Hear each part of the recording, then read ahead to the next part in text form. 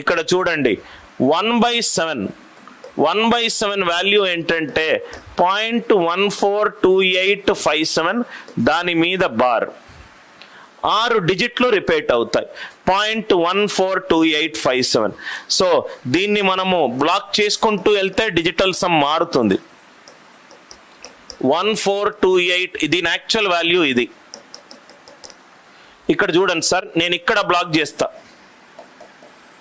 0.142857. దాని తర్వాత ఇంకో డిజిట్ పెట్టుకుంటే డిజిటల్ సమ్ మారుతుంది. ఆర్ యు ఆల్ విత్ మీ? డిజిట్లో ఎక్కడ బ్లాక్ చేసినావో అక్కడ నీకు 14 అండ్ సో ఆన్, అన్నిటికీ డిజిట్లు మారుతూనే ఉంటుంది. సో ఎప్పుడు గుర్తుపెట్టుకోండి, ఇది నోట్స్లో ఉండాలి సార్. మనం నేర్చుకునే కాన్సెప్ట్ మీద మనకు పూర్తి ఐడియా ఉండాలి. నంబర్ డినామినేటర్ గనక ప్రైమ్ నంబర్, ఓకే, ఇక్కడ నేను ఒక క్వశ్చన్ వేస్తాను. Which of the following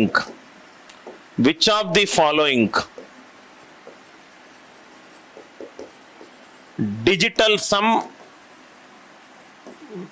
can or cannot be used? Which of the following digital sum can or cannot be used? ఎక్కడ డిజిటల్ సమ్ వర్క్ అవుతుంది, ఎక్కడ వర్క్ అవ్వదు? ఎగ్జాంపుల్ 5/23 వర్క్ అవుతుందా చెప్పండి సార్. 23 డిజిటల్ సమ్ ఎంత? 2 + 3 5. P నాట్ ఈక్వల్ టు 2, 5 దగ్గర work అవ్వదు. ఇక్కడ 5 వచ్చింది, వర్క్ అవుతుంది. 37/73 73 డిజిటల్ సమ్ ఎంత? 7 + 3 10 1 వర్క్ అవుతుంది. 13/24 డిజిటల్ సమ్ ఎంత? 6. డిజిటల్ సమ్ 3 మల్టిపుల్స్ ఏది ఉన్నా కానీ ఇక్కడ డిజిటల్ సమ్ తీసుకోలేము. 17/53 డిజిటల్ సమ్ ఎంత? 5 + 3 ఎంత? 8 డిజిటల్ సమ్ వస్తే పైన కింద చెయ్యొచ్చు. 12/21 ఆర్ 21 12/213 డిజిటల్ సమ్ ఎంత?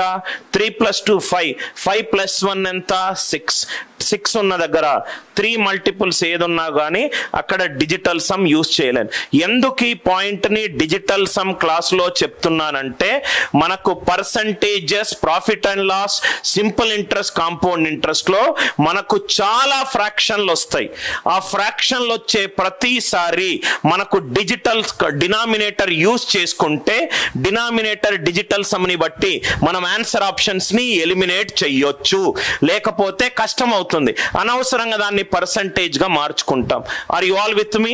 23 డిజిటల్ సమ్ 5 యూజ్ చేసుకోవచ్చు. 24 డిజిటల్ సమ్ 6 3 6 9 యూజ్ చేయలేము. 73 7 + 3 10 డిజిటల్ సమ్ 1 యూజ్ చేసుకోవచ్చు. 53 5 + 3 8 8 × 8 64 డిజిటల్ సమ్. చాలా మందికి తెలియదు, బండ మెథడ్లు యూజ్ చేస్తారు సార్. మీకు 12/213 డిజిటల్ సమ్ ఎంత?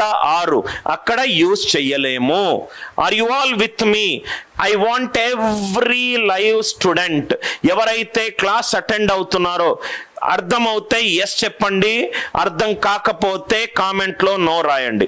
చాలా ఇంపార్టెంట్ సార్. మీకు చాలా దగ్గర రేషియోల దగ్గర మీరు అనవసరంగా పనికి మాలిన అప్రోచ్లు యూజ్ చేస్తారు. ఎక్కడ ఆన్సర్ ఆప్షన్స్ యూజ్ చేయాలి, ఎక్కడ ఆన్సర్ ఆప్షన్స్ యూజ్ చేయకూడదు, చాలా క్లారిటీ మీకు రావాలి.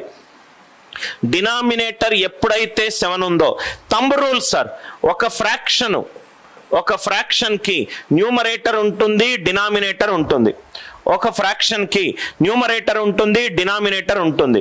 డినామినేటర్ ఎప్పుడూ కూడా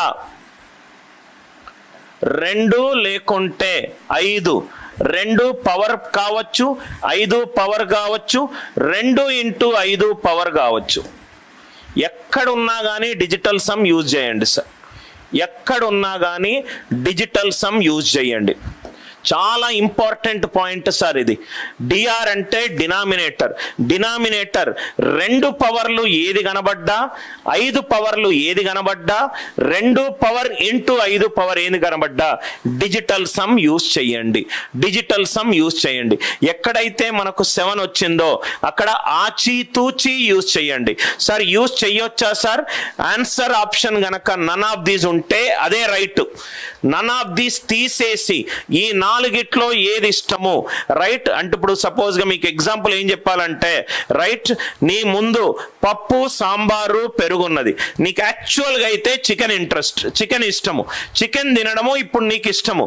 కానీ చికెన్ తినే ఐటమ్ నీకు లేదు. నీ ముందు 3 ఐటమ్, ఈ 3 ఐటమ్లో ఏదో ఒకటి నచ్చింది తిను అని చెప్పి నేను అంటున్నాను. యాక్చువల్ గా అయితే చికెన్ ఇష్టము, చికెన్ నా దగ్గర లేదు. పప్పు పెరుగు సాంబార్లో నాకు బాగా ఇష్టం సాంబార్ని చూస్ చేసుకున్నాను. ఆన్సర్ ఆప్షన్ లో నన్ ఆఫ్ దీస్ ఉంటే none of these right. None of these లేకపోతే 4 న్యూమరికల్ వాల్యూలు ఉంటే అప్పుడు 4 తోటి న్యూమరేటర్ డినామినేటర్ మల్టిప్లై చెయ్యి. అప్పుడు 4 తోటి న్యూమరేటర్ డినామినేటర్ మల్టిప్లై చెయ్యి. Is the idea clear? Is the idea clear? ఇది చాలా మందికి బండగా అప్లికేషన్ చేస్తారు సార్. అసలు ఎక్కడ యూజ్ అవుతుంది, ఎక్కడ యూజ్ అవ్వదు, మనం డీటెయిల్డ్ గా దీని మీద ఒక స్టడీ చేద్దాం 2 సెషన్లో. సో దట్ ఇన్ ఫ్యూచర్ లో మీకు ఎక్కడ కూడా డౌట్ రాదు.